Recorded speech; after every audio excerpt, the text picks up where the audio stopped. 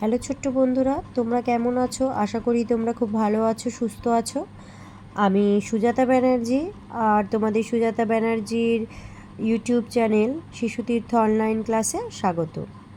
তো বন্ধুরা, আর কদিন পর থেকেই তো তোমাদের প্রথম পার্বিক পরীক্ষা শুরু হবে, তাই না? তা আজ আমরা পার্বিক পরীক্ষার কিছু প্রয়োজনীয় বাংলার প্রশ্ন উত্তর নিয়ে আলোচনা করব। তার আগে বন্ধুরা, তোমাদের কাছে আমার একটা ছোট্ট রিকোয়েস্ট, তোমরা যদি আমার চ্যানেলটিতে নতুন হয়ে থাকো তো প্লিজ চ্যানেলটি সাবস্ক্রাইব করে দিও এবং তার সাথে লাইক এবং তোমাদের বন্ধুদের কাছে শেয়ার করে দিও। তো চলো বন্ধুরা, আজ আমরা বাংলার প্রথম অধ্যায়ে সুনির্মল বসুর লেখা সবার আমি ছাত্র কবিতাটির প্রয়োজনীয় প্রশ্ন নিয়ে আলোচনা করি। সবার আগে আমি পাঠটি তোমাদের পড়ে শোনাবো, তোমরা খুব ভালো করে পাঠটি শোনো এবং পাঠটি খুব ভালো করে মন দিয়ে মুখস্থ করো, কারণ পাঠটিতে অনেক প্রয়োজনীয় শেখার কিছু আছে এবং পাঠটির মধ্যে কিছু কিছু যুক্ত বর্ণওয়ালা শব্দ আছে যেগুলো খুব ভালো করে পড়বে, কারণ কবিতাটি হয়তো তোমাদের খুব ভালো করে মুখস্থ হয়ে যাবে, কিন্তু বানানগুলো যদি ঠিকঠাক মুখস্থ না করো, লেখার সময় বানান ভুল গেলে তোমাদের নাম্বার কম আসতে পারে। তো চলো আমি পাঠটি তোমাদের পড়ে শোনাই। সবার আমি ছাত্র, লিখেছেন সুনির্মল বসু। আকাশ আমায় শিক্ষা দিল উদার হতে ভাইরে, কর্মী হবার মন্ত্র আমি বায়ুর কাছে পাইরে। পাহাড় শিখায় তাহার সমান, হই যেন ভাই মৌন মহান, খোলা মাঠের উপদেশে দিল খোলা হই তাইরে। সূর্য আমায় মন্ত্রণা দেয় আপন তেজে জ্বলতে, চাঁদ শিখালো হাসতে মিঠে মধুর কথা বলতে। ইঙ্গিতে তার শিখায় সাগর, অন্তর হোক রত্ন আকর, নদীর কাছে শিক্ষা পেলাম আপন বেগে চলতে। মাটির কাছে সহিষ্ণুতার পেলাম আমি শিক্ষা, আপন কাজে কঠোর হতে পাষাণ দিল দীক্ষা। ঝর্ণা তাহার সহজ গানে গান জাগালো আমার প্রাণে, শ্যামবনানী সরসতা আমায় দিল ভিক্ষা। বিশ্বজোড়া পাঠশালা মোর, সবার আমি ছাত্র, নানান ভাবের নতুন জিনিস শিখছি দিবারাত্র। এই পৃথিবীর বিরাট খাতায় পাঠ্য যেসব পাতায় পাতায়, শিখছি সেসব কৌতূহলে সন্দেহ নেই মাত্র। তো বন্ধুরা, পাঠটা আমি তোমাদের পড়ে শোনালাম, তোমরাও ঠিক পাঠটি পড়ে ভালো করে মুখস্থ করে নিও এবং বানানগুলো অবশ্যই পড়ো, ঠিক আছে? আর পংক্তিগুলোর প্রত্যেকটি লাইন খুব ভালো করে পড়ো, কারণ সুনির্মল বসু আমাদের এই পাঠটি থেকে বা প্রকৃতি থেকে আমাদের অনেক কিছু শিখতে বলেছেন, তাই না? যে প্রকৃতি থেকে আমরা কী কী শিখতে পারি। তো চলো এবার আমরা প্রশ্ন দিকে যাই, প্রশ্নতে দেখি যে কী কী প্রশ্ন এখান থেকে আমরা পাই এবং তার উত্তরগুলো করার চেষ্টা করি। চলো দেখো বন্ধুরা, এখানে সুনির্মল বসু সম্বন্ধে কিছু কথা আমাদের বলেছেন।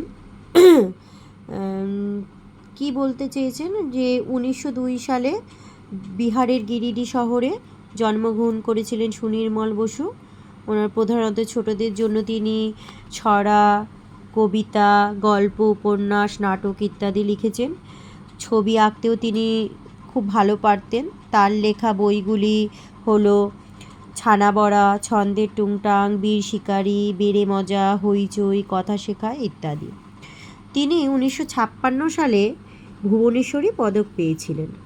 তবে 1 নম্বর 2 নম্বরে সুনির্মল বসু সম্বন্ধে কিছু প্রশ্ন করেছে, দুটো প্রশ্ন করেছে। সুনির্মল বসুর লেখা দুটি বইয়ের নাম লেখো। তোমরা এখান থেকে পড়ে ভালো করে পড়ে দুটি বইয়ের নাম লিখবে যদি প্রশ্নটি আসে। এবং তারপরে হচ্ছে তিনি 1956 সালে কী পদক পেয়েছিলেন, তোমাদের বললাম 1956 সালে তিনি ভুবনেশ্বরে পদক পেয়েছিলেন। তারপরে তিনের দাগের প্রশ্নগুলো আছে, নিচের প্রশ্নগুলির নিজের ভাষায় উত্তর লেখো। আর একটা কথা বলি তোমাদের, উত্তর যখন লিখবে পূর্ণ বাক্যে উত্তর লেখার চেষ্টা করবে। যেমন তোমাদের এখানে প্রশ্ন দেওয়া আছে, প্রশ্ন ধরে তোমরা উত্তর লিখবে, কারণ অনেকেই দেখেছি যে শুধু কথাটুকু, যেটুকু কথা সেটুকুই লেখে। যেমন এখানে বলছে কার উপদেশে কবি দিল খোলা হন, তাহলে সেখানে আমরা ছোট্ট করে একটুখানি উত্তর বলি, কিন্তু না, তোমরা পুরো প্রশ্নর উত্তরটা ধরে লিখবে, ঠিক আছে? সেটা আমি তোমাদের দেখিয়ে দেব।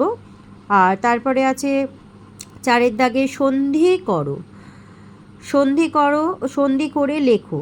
তোমাদের এখানে দুটি শব্দ আলাদা করে দেওয়া আছে, তোমাদের সেই শব্দ দুটোকে একসঙ্গে করে একটা শব্দ বানাতে হবে, সেটাও আমি তোমাদের দেখিয়ে দিচ্ছি। তারপরে দিয়েছে 5-এর দাগে সমার্থক শব্দ লেখো। সমার্থক শব্দ হলো যে শব্দটা তোমার দেয়া থাকবে সেই শব্দটির আর কি কি নাম বা আর কি কি অর্থ আছে। যেমন এখানে চাঁদ দিয়েছে, সূর্য দিয়েছে, পাহাড় দিয়েছে, বায়ু দিয়েছে, নদী দিয়েছে, পৃথিবী, সাগর দিয়েছে। চলো দেখি এইগুলোর আর কি কি আমরা জানতে পারি। তারপরে দিয়েছে তোমাদের শব্দার্থ। শব্দার্থ তোমাদের প্রশ্নপত্রে হয়তো শব্দার্থ বলে লেখা থাকবে না, সেখানে লেখা থাকবে অর্থ লেখো বা মানে লেখো। তা শব্দার্থ লেখো আর অর্থ লেখো একই মানে। তোমাদের যদি অর্থ লেখো বলে দেয়া থাকে তাহলে এখানে যেভাবে দেওয়া আছে সেইভাবে লিখবে। যেমন এখানে দিয়েছে কর্মী। কর্মী কথার অর্থ হলো কাজে দক্ষ। মৌন। মৌন কথার অর্থ হলো নীরব। দিলখোলা। দিলখোলা কথার অর্থ হলো উদারমনা। মন্ত্রণার অর্থ হলো পরামর্শ। ইঙ্গিত কথার অর্থ হলো ইশারা। রত্ন আকরের অর্থ হলো রত্নের খনি বা সমুদ্র। এখানে দুটো শব্দার্থ দেওয়া রয়েছে, তোমরা এখান থেকে একটিও লিখতে পারো বা যদি দুটিই মনে থাকে ভালোভাবে তাহলে দুটোই লিখো। সহিষ্ণুতা। সহিষ্ণুতা কথার অর্থ হলো ধৈর্য বা সহ্য ক্ষমতা। সহিষ্ণুতা বানানটা কি আছে? দন্তে স, হয় হস্যি, পেট কাটা মধ্যে ন, শয় মধ্যে নয় হস্যু, তয়াকারে তা। সহিষ্ণুতা। সহিষ্ণুতা কথার অর্থ ধৈর্য ও সহ্য ক্ষমতা। তারপরে আছে পাষাণ। পাষাণ কথার অর্থ হলো পাথর। দীক্ষা কথার অর্থ হলো মন্ত্রগ্রহণ। শ্যামবনানী। শ্যামবনানী কথার অর্থ হলো সবুজ অরণ্য। পাঠ্য কথার অর্থ হলো পাঠের উপযোগী।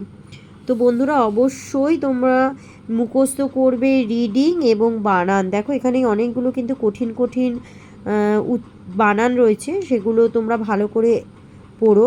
যুক্ত বর্ণ দেওয়া রয়েছে, যেমন মন্ত্র গ্রহণ, ম নয়তয় রফলা, গয় রফলা, হ মধ্যে ন মন্ত্র গ্রহণ, রত্ন আকর, শ্যাম বনানী। খুব সুন্দর করে তোমরা বানানগুলো মুখস্থ করো। তারপরে দিয়েছে এখানে বাক্য রচনা করো বা বাক্য গঠন করো। কী কী দিয়ে দিয়েছে? উদার, মহান, মন্ত্রণা, শিক্ষা, সহিষ্ণুতা, সন্দেহ, কৌতূহল, ঝর্ণা। এগুলো দিয়ে তোমাদের বাক্য গঠন করতে হবে। বাক্য গঠন বা বাক্য রচনা কিভাবে করবে? আমি যেগুলো লিখে দেবো যেগুলো যে করতেই হয় সেগুলোই যে করতে হবে তার কোনো মানে নেই। তোমরা যদি নিজেরা মন থেকে নিজের এক একটা কথা তৈরি করতে পারো তাহলে করো। উদার দিয়ে, যেমন একটা শব্দ এখানে উদার, উদার দিয়ে তোমাকে বাক্য রচনা করতে বলেছে। তুমি একটা উদার দিয়ে সুন্দর করে একটা কথা তৈরি করে লিখতে পারো যেটার একটা মানে বা অর্থ হবে। চলো আমরা এগুলো একটু দেখে নিই। আমরা প্রশ্ন উত্তর এবং যা যা দিয়েছে আমরা সেগুলো একটু যেমন প্রথমে সন্ধি করে লেখো। দেখো সন্ধি করে লেখো তো আমি দেখালাম, রত্ন যুক্ত আকর রয়েছে, এই দুটোকে মিলিয়ে তোমাকে একটা কথা লিখতে হবে। কি কথা লিখবো? রত্ন যুক্ত আকর সমান সমান রত্ন আকর। তাহলে দুটো শব্দকে আমরা যুক্ত করে কথাটাই লিখেছি, রত্ন আকর। তারপরে দিয়েছে মেঘ আলোক। মেঘ যুক্ত আলোক, তোমরা যোগ চিহ্নটাকে বলবে যুক্ত। মেঘ যুক্ত আলোক, তাহলে কি হলো? মেঘালোক। আকারটা এখানে উজ্জ্ব হয়ে আকারে পরিবর্তন হয়েছে, মেঘালোক। তারপরে দিয়েছে কমল যুক্ত আসন, তাহলে কমল যুক্ত আসন, তাহলে কমল, আটা উজ্জ্ব হয়ে আকার হয়ে গেছে কমলা, দন্তেশ ন, কমল আসন। তাহলে রত্নযুক্ত আকর রত্ন আকর, মেঘযুক্ত আলোক মেঘালোক, কমলযুক্ত আসন কমল আসন। চলো এবার দেখি আমরা সমার্থক শব্দগুলো। সমার্থক শব্দ লেখো। প্রথমে চাঁদ। চাঁদের সমার্থক শব্দ কী কী? শশী, চন্দ্র, বিধু। চাঁদের আর তিনটে নাম হলো এগুলো। দেখো তোমাদের প্রশ্নপত্রে হয়তো দেয়া থাকবে এক একটি শব্দের দুটি করে সমার্থক শব্দ লেখো। আমি তোমাদের তিনটে করে লিখে দিয়েছি, তোমাদের তিনটির মধ্যে যে দুটো সহজ মনে হবে, যদি দুটো করে লিখতে দেয় যে দুটো সহজ মনে হবে সেই দুটো লিখো, এবং যদি একটি করে দেয় তো একটি করে লিখতেই পারবে। আর দুটো করে তোমরা সহজ এই তিনটেই মুখস্থ করো, তার মধ্যে থেকে যে দুটো তোমাদের সহজ মনে হবে সেই দুটোই খাতাতে লিখো। সূর্য, সূর্যের সমার্থক শব্দ হলো রবি, ভানু, দিবাকর। পাহাড়ের সমার্থক শব্দ হলো গিরি, শৈল, স্তূপ। বায়ুর সমার্থক শব্দ হলো বাতাস, পবন, হাওয়া। নদীর সমার্থক শব্দ হলো তটিনী, তরঙ্গিনী, স্রোতস্বিনী। তোমরা কিন্তু বানানগুলো অবশ্যই খুব ভালো করে মুখস্থ করো, কঠিন কঠিন বানান আছে। পৃথিবী, পৃথিবীর সমার্থক শব্দ হলো ভূমণ্ডল, বসুন্ধরা, জগৎ। সাগরের বিপরীত সাগরের সমার্থক শব্দ হলো সমুদ্র, সিন্ধু, অর্ণব। তাহলে এগুলো হলো সমার্থক শব্দ। তারপরে বলেছে বাক্য রচনা করো। উদার দিয়ে বাক্য রচনা, তোমাদের আগেই বলেছি যে যে শব্দ দিয়ে বাক্য রচনা করতে বলবে সেই শব্দটা দিয়ে একটা কথা বা একটা বাক্য তৈরি করতে হবে।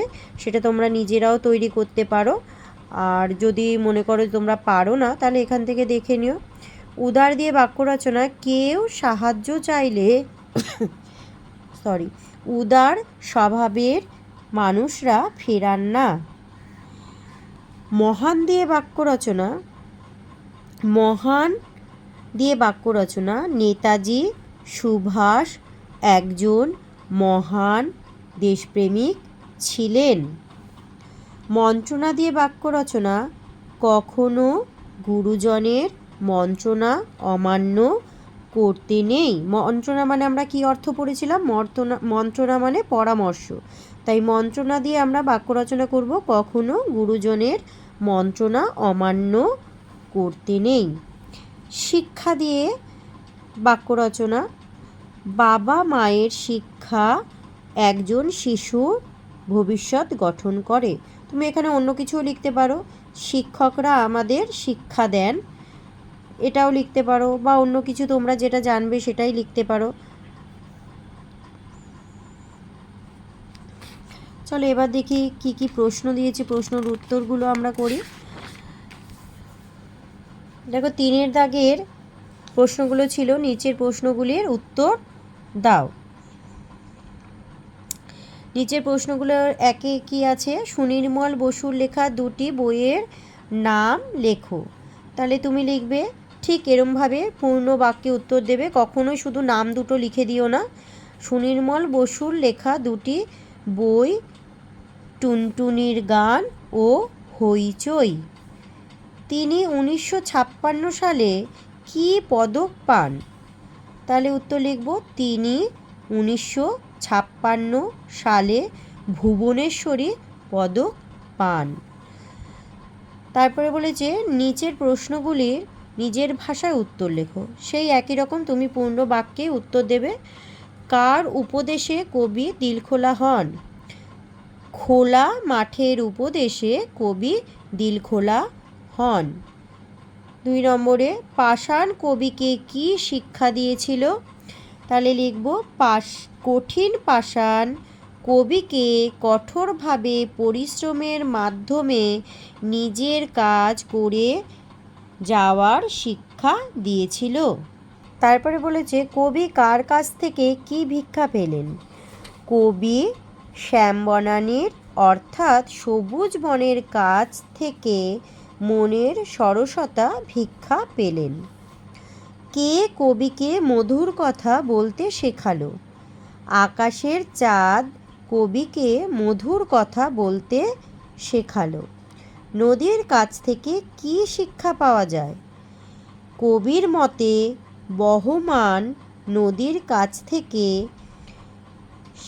আপন বেগে বা নিজস্ব ক্ষমতায় ভর দিয়ে চলার শিক্ষা পাওয়া যায়। আবার বলি এই উত্তরটা, কবির মতে বহমান নদীর কাছ থেকে আপন বেগে বা নিজস্ব ক্ষমতায় ভর করে চলার শিক্ষা পাওয়া যায়।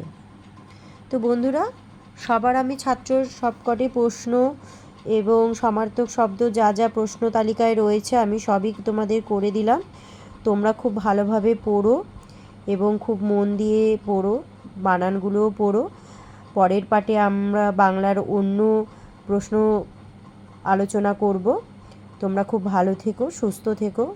সুস্থ তো থাকতেই হবে, তোমাদের পরীক্ষা দিতে হবে, মন দিয়ে পড়াশুনো করতে হবে। তাই পরের পার্টের জন্য একটু অপেক্ষা করো, আর অবশ্যই চ্যানেলটি সাবস্ক্রাইব করে নিও। তাহলে আজ আসি, টাটা।